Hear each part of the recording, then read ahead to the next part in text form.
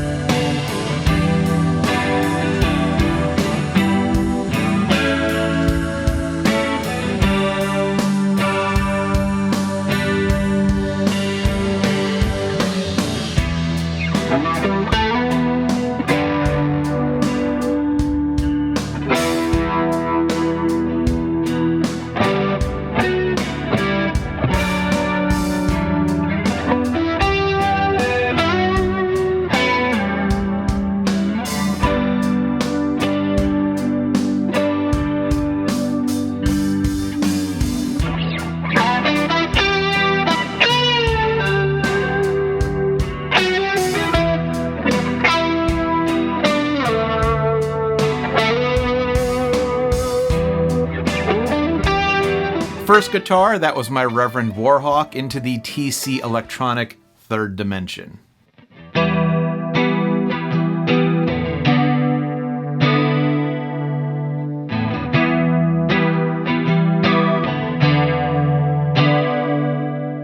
Below that, you heard my baritone Telecaster. Yeah, that's new. I ran that through the DC-2w in 4th mode.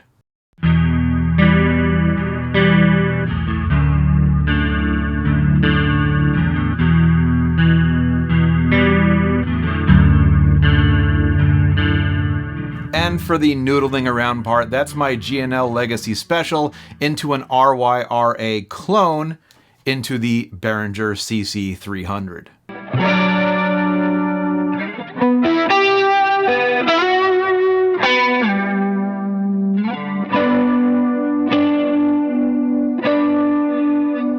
I think what I love about the Dimension effect is that it gives you the feeling of being in an interesting space, but without hitting you over the head with the vibrato element of chorus.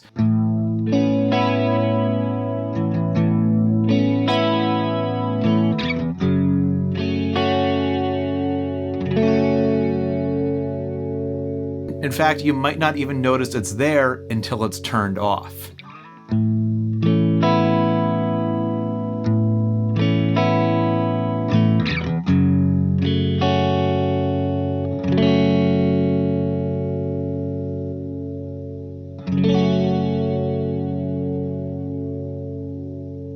Now, that's a heck of a pedal, but it also carries with it a heck of a price tag, which is why people are always curious about alternatives, like the Behringer CC-300 Chorus Space. I'm just going to call it the CC-300 from now on. And let's just say this is more than likely inspired by the Boss DC-2. This is the Waz version. I don't have the original one, but like the original one, it's got 2 bucket brigade circuits going on. It's got stereo outputs. It's got 4 buttons up here. Does this a Dimension make?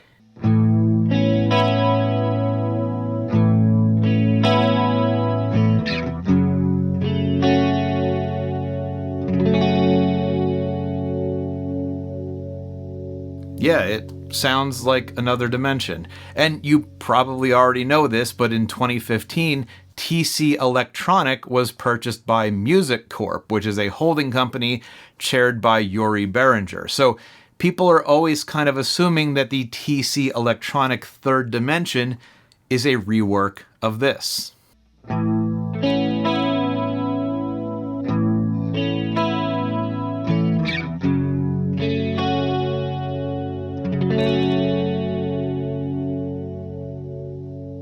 There's a reason I use the RYRA clone in the opening clip. I mean, it makes everything sound beautiful and it's really nice to look at, but it's no secret to anyone that it's a clone of the Klon. It's called the Clone, and it proudly says right here that it's an exact part-for-part, meticulously crafted replica.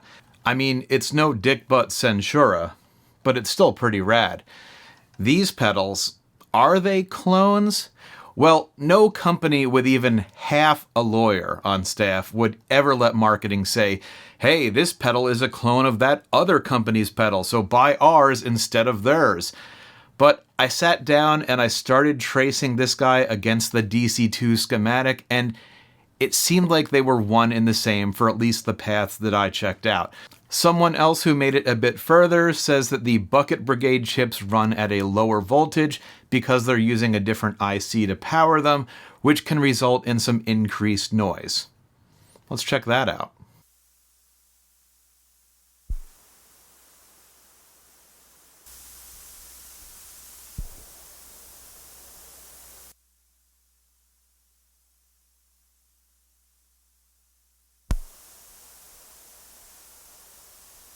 Probably nothing you'd notice unless you're recording solo guitar with the gain on your preamp way up. When it comes to the third dimension, this is also a Bucket Brigade pedal, but you'll notice a much less crowded circuit board in here. It's got a Cool Audio V571 Compander chip down here, a quad JFET op amp up here, 2 more JRC op amps over here, and notice just the one set of Bucket Brigade chips, the oscillator and the delay. So whatever the third dimension pedal is doing, it's not a clone of the DC-2. By knocking this down to a single delay line, they're able to cut out a whole lot of circuitry, not to mention an entire physical jack on here. It might actually be closer to a DC-2 hooked up in stereo, but actually only playing out of one output.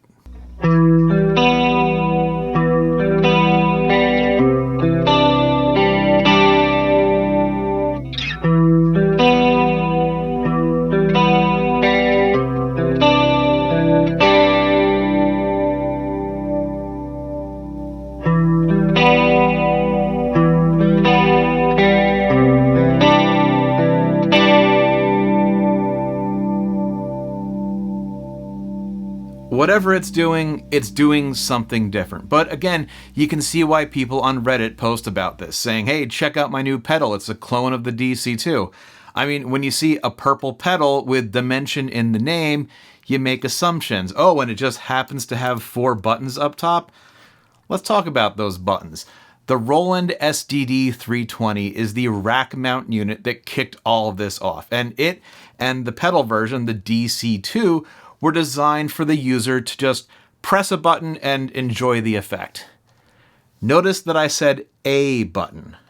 Of course, users of the SDD-320 noticed that you could press down more than one button at a time, and they found 2 secret modes that you couldn't get with the 4 buttons just by themselves. So when the DC-2 pedal came out, the manual for it explicitly said, do not press more than one button at a time. And that's because the way those buttons were made, you could actually damage the mechanism behind them if you tried to force 2 buttons down at the same time. For the DC-2 Waza, Boss said, all right, we know you want those secret modes, so go ahead and mix and match them, and you'll get 4 in-between settings and 2 all-new settings that you physically couldn't get before. That's pretty cool.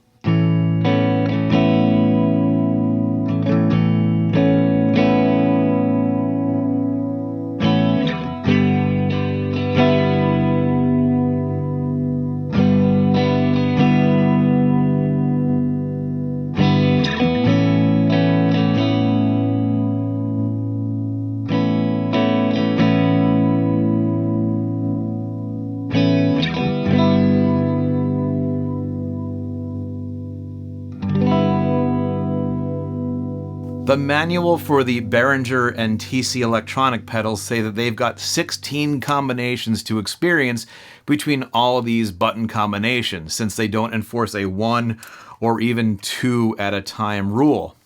Wow, that's a lot more. Think of the possibilities.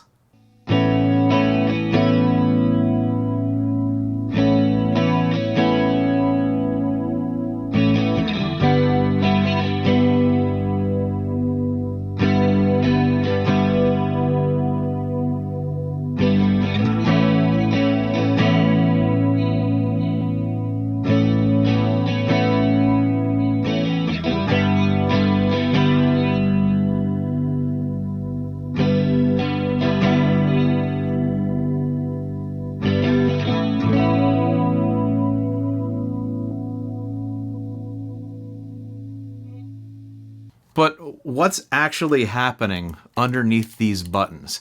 It's not magic. We're just making connections and swapping in fixed values of resistance to adjust this signal coming into the oscillators.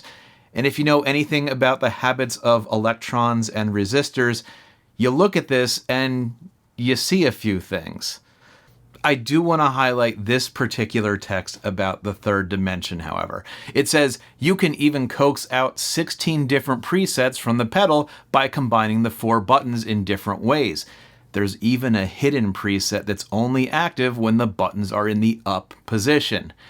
This might be a reference to how you could on the DC-2 lightly press a button and make all the buttons pop up. But if no button is pressed, here, check this out on the schematic. If no button is pressed, that's the same as it being in mode 1 because it's making no connections at all. But it implies and people believe that there's a secret hidden 17th bonus combination that you get when all the buttons are up. And I just want to point out that if you have 4 on-off switches, you have 16 combinations, not 17. That case where all the buttons are up is in that set of 16. It's actually the first one, and it sounds like this.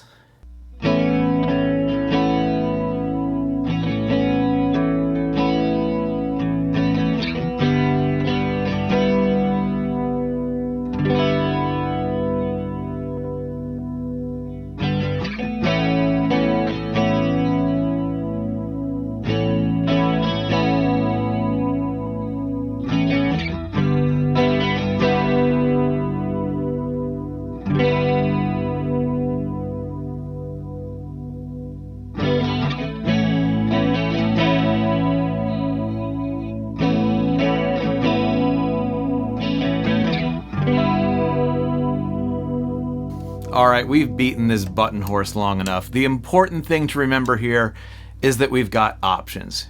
Here's how I see it breaking down. If money is no object, or if you just want the best, or if you've got a stereo rig that splits out before the dimension effect, get the DC-2w. If you're a collector, I can see a point for getting the vintage DC-2. And if you want something with infinite button combinations, aka knobs, and you're not afraid of digital, there's always the DC-3. The TC Electronic third dimension might not be a true dimension effect, but I still think it's bringing something really tasty to the table. And the CC-300, for the price, it's a good way to scratch that itch and see if dimension is an effect that you'll like. Of course, there's always the Boss CE20's Dimension mode.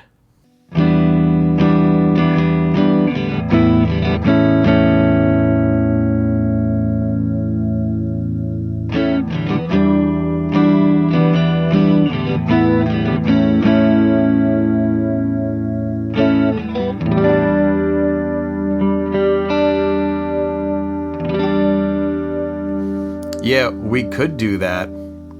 But the world isn't ready for the CE20 yet. Maybe next time.